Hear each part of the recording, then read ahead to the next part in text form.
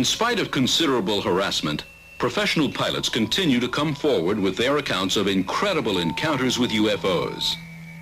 Inventor and author Dr. Richard Haynes is seen here working with his computerized research file of over 3,000 UFO sightings by commercial and military pilots. Because good eyesight and sharp abilities of observation are required to become a professional pilot, Dr. Haynes believes that the testimony of these credible witnesses cannot be ignored.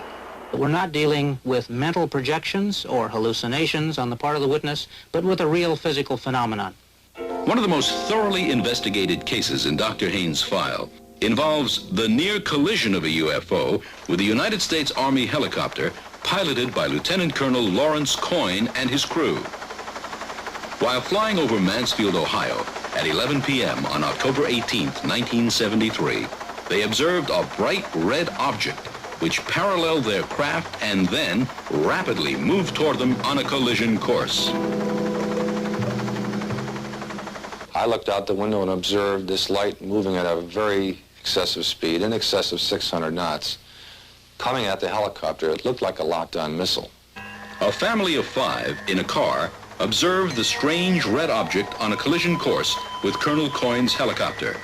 They pulled off the road to watch. The thing that makes this particular evening a unique experience was that it was almost a mid-air collision with an object that we, or you know, as a UFO.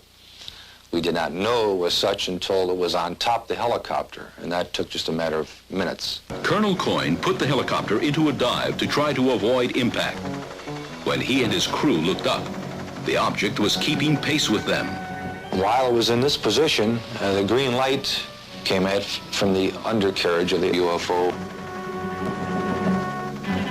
Colonel Coyne cut the power and set the controls for a steep dive.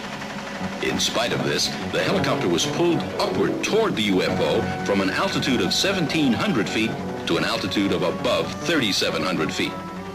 Colonel Coyne and his crew observed the strange UFO at close range for approximately 2 minutes. The object that I viewed that particular evening had a high degree of technology. It was composed of a structure and a design that we do not have.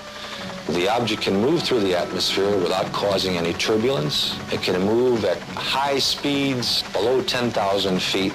There are no vertical or horizontal stabilizers, no landing gear, no source of propulsion reflected on the craft.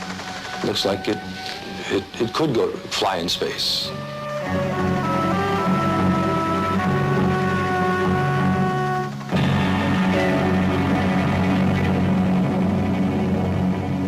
This document is the result of years of investigation into Lieutenant Colonel Coyne's helicopter encounter with a UFO. It verifies the facts just presented to you.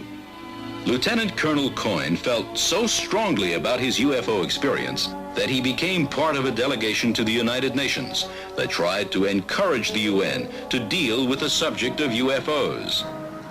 Increasingly, UFOs have become the subject of serious investigation by professional scientists.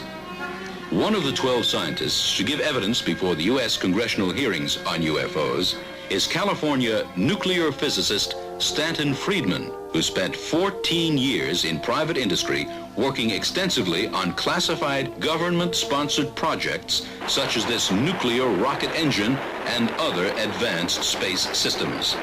Since 1970, he is the only space scientist known to be devoting full time to UFOs. After 21 years of study and investigation, I'm convinced that the evidence is simply overwhelming, that our planet Earth is being visited by intelligently controlled vehicles whose origin is off the Earth. In other words, some UFOs, underline the sum about 10 times, are somebody else's spacecraft.